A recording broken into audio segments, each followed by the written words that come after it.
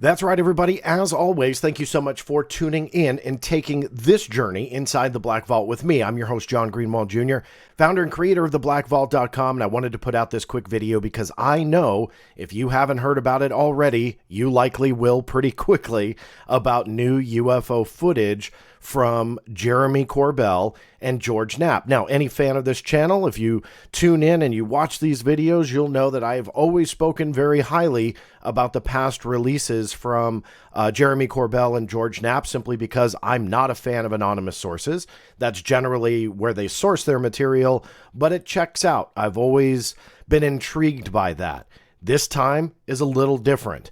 I woke up this morning knowing that last night, or early this morning, I should say, the Weaponized podcast hosted by Jeremy and George released a new video, or actually videos, of what they are describing as a triangular-shaped UFO over Twentynine Palms in California.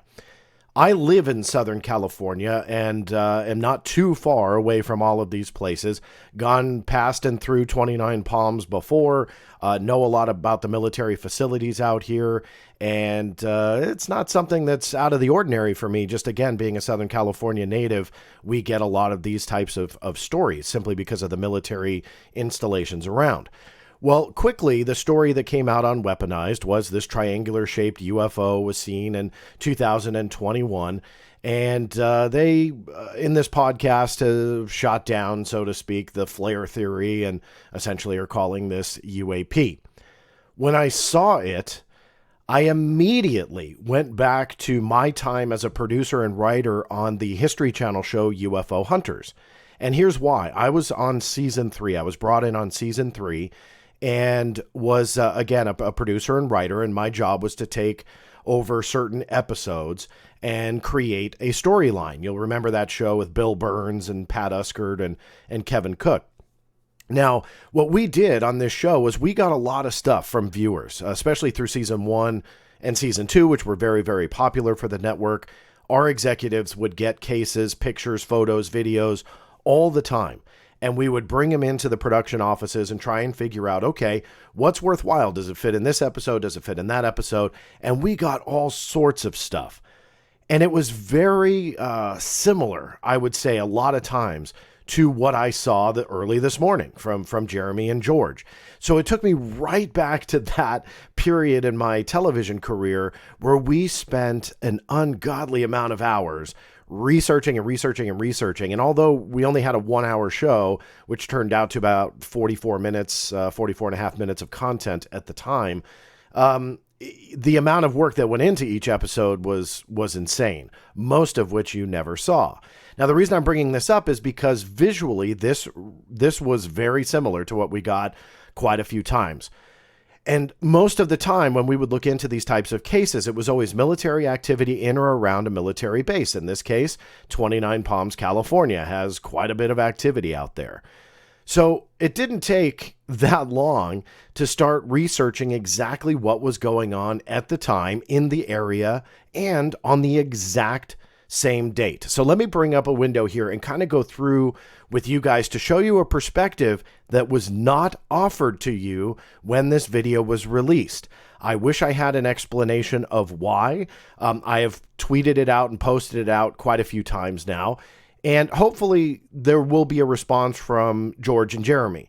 Not necessarily has to be to me, but there's a lot of people that are intrigued on why this part of the story was omitted from the actual story itself. There were military witnesses, and that's great.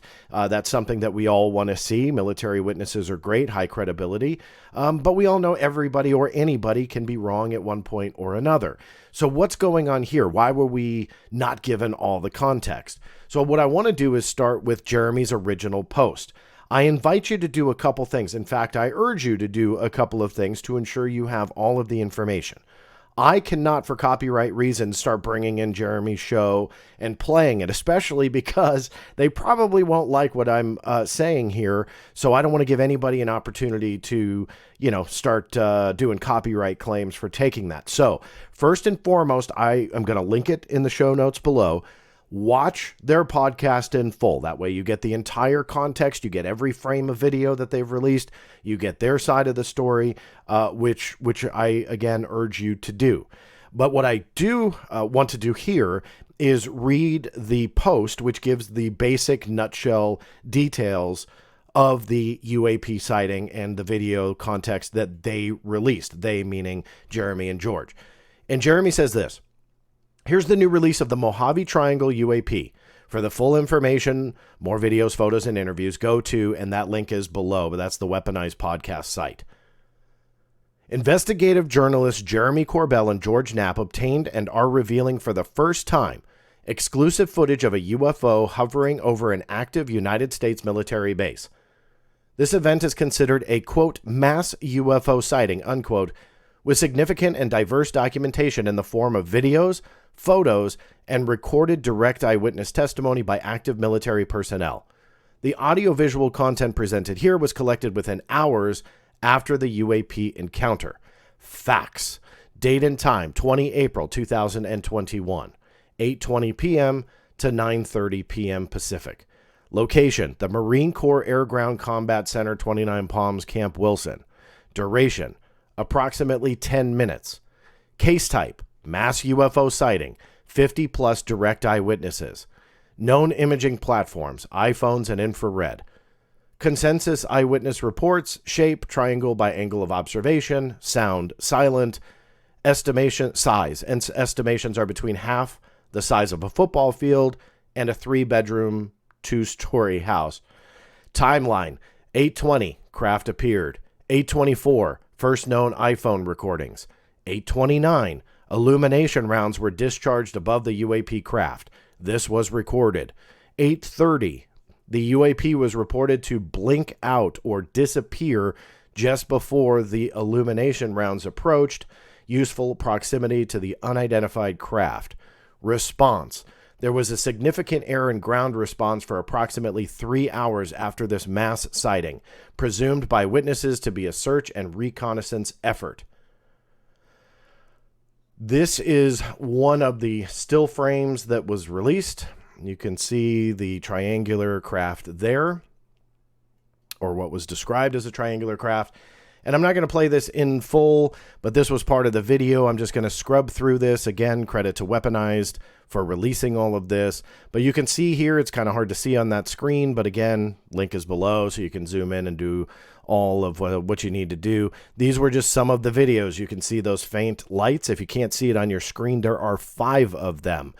Put a pin in that because that will be important here in the coming couple of minutes. Scrubbing through some more, there were different angles, which is great. Different vantage points, which is all great. Different videos, which is all great.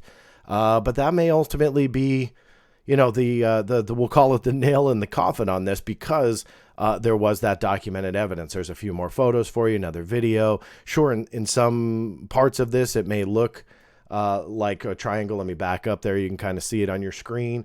Triangular, but you can also see, if you go through it, and I'll show you a better representation of that, the configuration kind of changes a little bit. So it's not like a structured craft that stays absolutely stationary when it comes to the light configuration and the entire thing is moving across the sky. No, rather you can kind of see the individual lights going in different types of slight directions. Very similar to aircraft flares, though in the Weaponized podcast, they essentially were saying that that is not the case. Just because I stumbled on it, in 2021, there was another UFO sighting that looked very similar that people were posting as well. So this area is not, again, it's not uncommon for UFOs to be seen. But anyway, that's the background and the context of what we were told. So what I did was, early this morning, I started researching, as I said, exactly like we did in the UFO hunters days, because more times than not, if something was near a military installation, then the military was generally part of the explanation. Not because we were out to debunk everything, nor am I trying to do that here, but rather that's just kind of the likely thing to look at to see what's going on in or around a military installation at the time. So I started this tweet thread. I'm going to use this to kind of guide my visuals here for this particular video, but I go through my time on UFO hunters as well, because again, I can't stress enough how many times we saw this type of video was not rare to some of you out there. It may look really cool at first glance, but again, keep in mind, we saw this a lot. You can even go to MUFON's public site. You see these types of things all the time, especially when you put in like Phoenix, Arizona as a locale for UFO sightings. You know, a lot of times these types of flares, if it ultimately becomes flares or turns out to be, they are misattributed as UFOs or UAP quite often.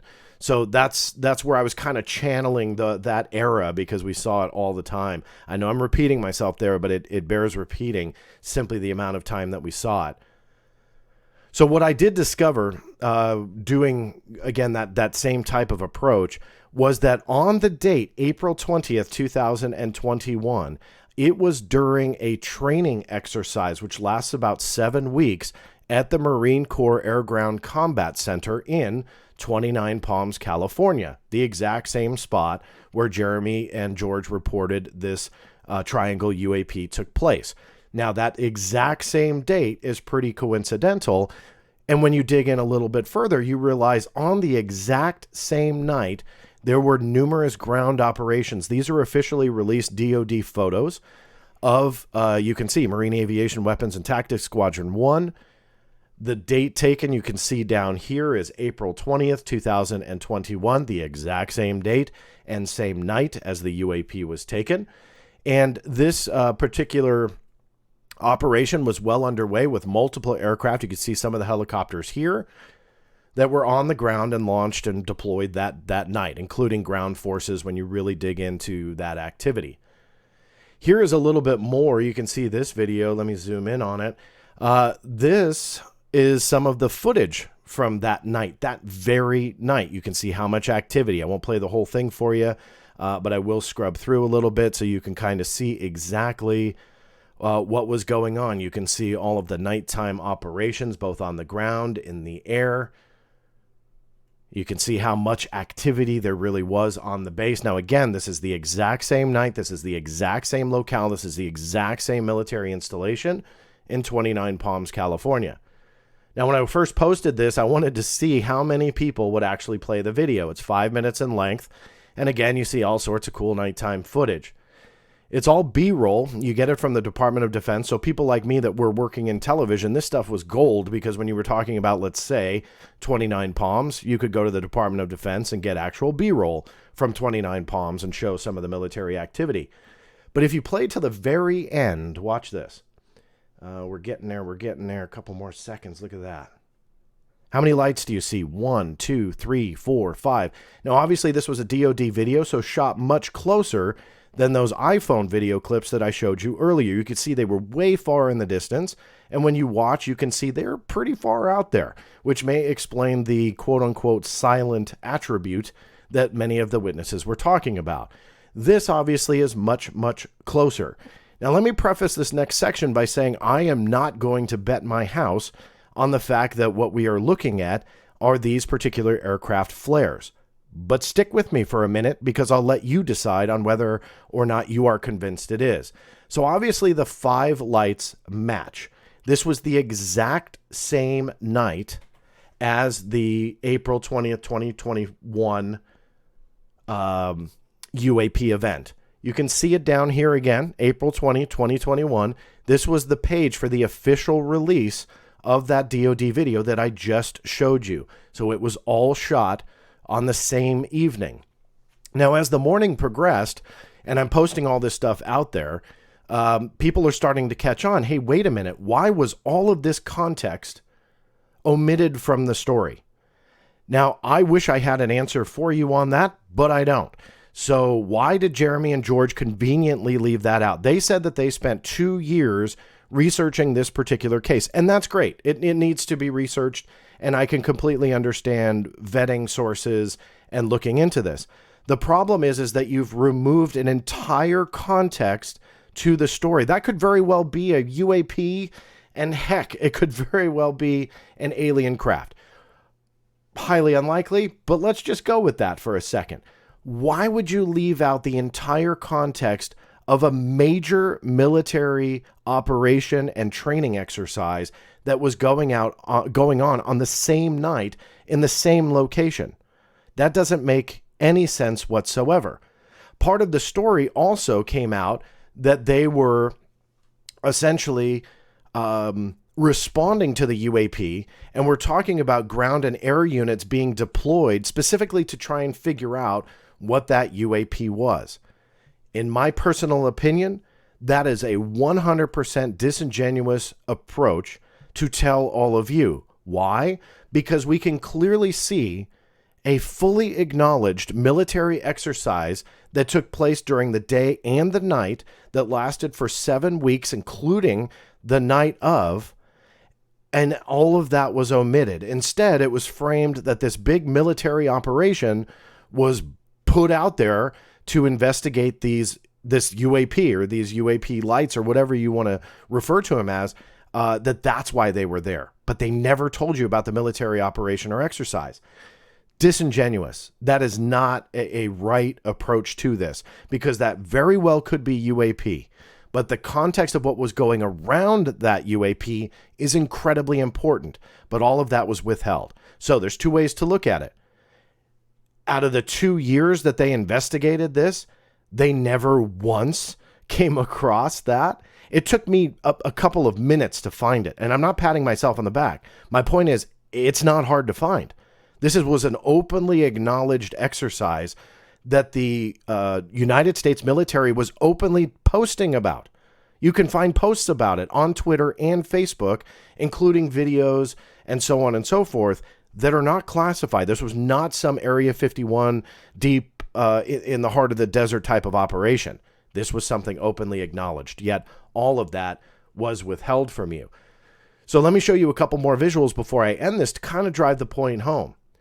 That was the still frame from the video. Again, just pointing out that there are 5 lights, just like that UAP shot on 4/20/2021. 5 lights there. Now, some may look at it and go, well, wait a minute, John, that's not an exact match. So maybe it's close. Maybe there are 5 lights, but there's no way, because there was so many witnesses and so on and so forth. Well, when you look at these types of videos that were released by Jeremy, this is a screenshot from his website. It may be hard to see there on YouTube, but I invite you to look at all the videos. You can see those lights change configuration to one another, albeit slightly, but it is not a triangle and stays a triangle 100% of the time. Rather, you have lights moving in different, essentially different directions, changing their configuration. So when you put this on top of this, on top of this, on top of this, it's not a match. If it was one solid craft with lights, yes, you would pretty much have a match with few exceptions of angles and stuff like that. But regardless, you would have a near match. It is clear that these lights are likely not on one actual object, kind of like flares. They're going to be moving somewhat independently of each other, but still stay somewhat close. So I posted all of this out. Now check this out. Mick West posted this, and I know that Mick West is known as the debunker. He calls himself a debunker, but watch what he does here with what I posted. And he mirrors the image, it looks like. And you can see there he mirrors it. Just means that maybe like it's an iPhone, a back of the iPhone or something like that. And watch what he does. Now, there is no possible way that this would just be simply a coincidence. You can see he shows everything that he does. These are the images I posted, and anybody can confirm this. Your left side is the official DoD release of footage from the military exercise. The right is one of the photographs that Jeremy had released on Weaponized, along with all the other videos. And you can see it is a near match on where all those lights are placed. Now, what are the odds that all of that is just simply a match and it's all a coincidence? In my opinion, not very. So to drive the point home, you've got the same night, the same number of lights, the same exact configuration, all matches up Yet you were not told about the context of any of that. And in the 2 years, this is the two ways to look at it. In the 2 years, they never found it, or they maliciously held it from you. Why? Because it's pretty clear in my mind what this is. I mean, there's really kind of no other way around it. If you have an explanation, if you have some kind of alternative theory, I'm all for it. But you have to then explain how the configuration matches. And if it wasn't clear enough, because I'm not sure if I did point it out properly, just to do one last thing, let me see if I can even zoom in. It doesn't really work. You can see the trails. So forgive me if I did point that out earlier, but I wanted to make sure that I said that one last time, that you can see those trails as those flares descend. So I think that, to me, there's an obvious connection here. And why all that context was removed, I have no idea. So as of the recording of this video, I've seen the Daily Mail cover it the same usual suspects, Josh Boswell and Chris Sharp, who I believe I've either talked on this show or other shows about the lack of research when reporting on these topics. Now, of course, they're beloved in the UFO conversation by many, simply because they tell people, I think, what they want to hear. And I'm not trying to be disrespectful here, but you have to look at now the history, especially with this story, because those articles that were published in the Daily Mail completely omit any of this context.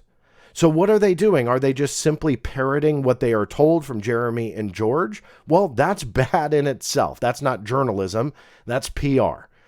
Or are they just not caring at all? To maybe they did find this and go, oh, that kind of ruins our narrative here, so let's just go ahead and omit all that. No matter which way you slice it or dice it, it doesn't look good. So it's not that I'm trying to attack these individuals. I'm sure they're fine people. I don't know them personally. But when called out, and I posted, like, why was this ignored in your reporting? I was immediately blocked. I was called a child, and all I did was ask the question. I'm sorry, it's just an honest question. Why did you omit it? I was blocked by Christopher Sharp. I have since asked Josh Boswell at around the same time frame. Have not heard as of the recording of this video. So why is that? And that's what I don't understand. That's what I can't figure out. But at the very end of the day, it stinks to have to do this as someone who comes from the mindset that the government is actively covering this topic up, that there's a lot more to it, right? That's my mindset. That's what I can safely tell you. To have to show this type of stuff makes me look like the debunker when I shouldn't. And the reason I say that is journalists should do journalism, and they should do their job. Even if there's no connection to the military exercise whatsoever, that's great. Is it worth a mention? Absolutely. Because if this was truly UAP, or maybe it is, sure, I'll accept that. You have to give the full context, because if you don't, you're either parroting a story that you are told to, you're parroting a story that you want to, but at the end of the day, you're doing absolutely no research whatsoever. So it shouldn't be up to me to look at other people's stories and realize, look, I mean, come on. We completely failed in 2 years to find this exercise, to show that there's actual video evidence that's verifiable 100%, that's been in the public domain for 2 years. It's not even classified. I found it within minutes, that nearly matches an identical formation the exact same night in the same area. And you can clearly see, because that video was closer and shot by the Department of Defense, you can clearly see that it's aircraft flares. Why do people like me or Mick West or anybody have to do that job for them? That doesn't make sense to me. If you're going to boast to be a journalist, then do journalism. I don't boast to be a journalist. I do say that I follow journalistic practices. I try and source everything. You can see in the Twitter thread that I had for you, there's links and sources, and you can verify everything that I put out. But what was fascinating for me to see was the reaction to this, that it wasn't the reaction that that information was withheld from you. It was the reaction that I had the audacity to point it out. Why is that? Now, again, this is basic journalism. And what frustrates me is that we shouldn't have to waste the time. We should focus on things that need to be focused on. We shouldn't have to go around and have to double check all these other claims from people that are trying to sell things to you in the form of books and documentaries. Because if they want to boast to be the investigative filmmaker and journalist that they are, awesome, do the job. Because none of us should be required to do it. But when we do, we shouldn't be chastised when we at least source the material. I'm always curious to your thoughts. The comments are always open on this channel. All I ask is you be respectful. This one's not going to drop to audio format simply because there's so many visuals. So hopefully you'll help me pass the word about the video. But I do think it's something important because in the coming hours, in the coming days, I believe that copy and paste journalism will take over. And the entire context that I just gave to you, all of those important pieces of the evidence to help you conclude what this is or isn't, I'll guarantee will not be in most of those stories. But hopefully I'll be pleasantly surprised. But the Daily Mail has already failed. TMZ, as I was recording this, I'm seeing pop up. I'll check that after I record the video. Who knows if that actually gave the context, but in their history, no offense to them, but I know they're tight with Jeremy Corbell, so I'm going to make a guess and say Jeremy sent this in advance to TMZ and the Daily Mail because they're always first up. Because likely Jeremy just shares it with them behind the scenes. They'll write the story, publish it within hours of Jeremy posting his video. That way the PR commences. Again, not trying to be insulting, but that's not journalism. It's PR. This is John Greenwald Jr. signing off, and we'll see you next time.